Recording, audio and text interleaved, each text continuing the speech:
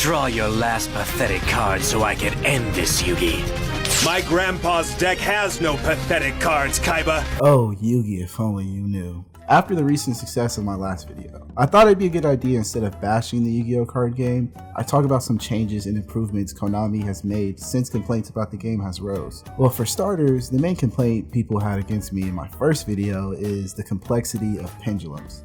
And I'll stand by what I said. I even accidentally stated the rules of pendulum summoning incorrectly because I genuinely forgot how the cards work. I bring this up because even Konami knew pendulums was too much and changed the rules to nerf them. Master Rule 5 is the current Yu-Gi-Oh format and what is played amongst many players. This format officially made the pendulum zones replace your left and right spell and trap zones, as well as made it so any pendulum summon performed has to either be summoned in the extra monster zone, or if you have a link monster in whatever zone the card points to. The community has split into two people. The people who accept the changes and continue to play the game, even with it being so complex. It was a slash on instead of the what?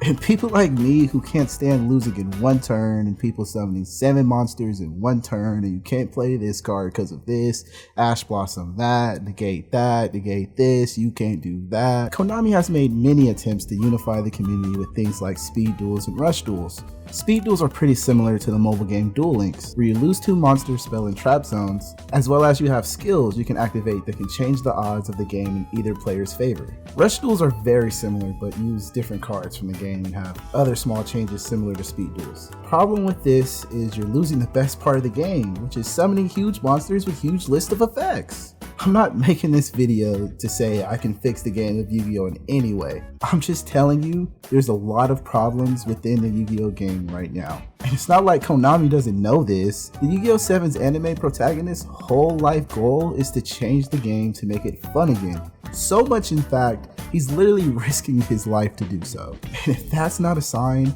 of even Konami realizing the problem, I don't know what is. The reason why I referred to the anime as what ruined the game in my first video is because the anime needs more boss cards and archetypes that have these long lists of effects to make the show more entertaining. But the more entertaining the show gets, the less fun players are gonna have. We have to remember, at the end of the day, Yu-Gi-Oh is a children's cards game. I don't know any kid, if you slap a wall of text in front of their face, they're gonna sit there and want to read it. And to the detriment of Konami, the main way the game is exposed to new players is through the anime.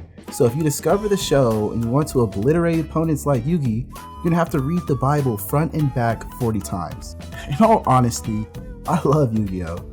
I've kept up with all the animes, I've played Master Duel, I've played Speed Duels with my friends in high school. I even was around during the Dueling Network days. I bet some people watching this video have never even heard of that website. So I'm as big as a fanboy as all of you, trust me. But I can't deny the problems and the overall state of the game.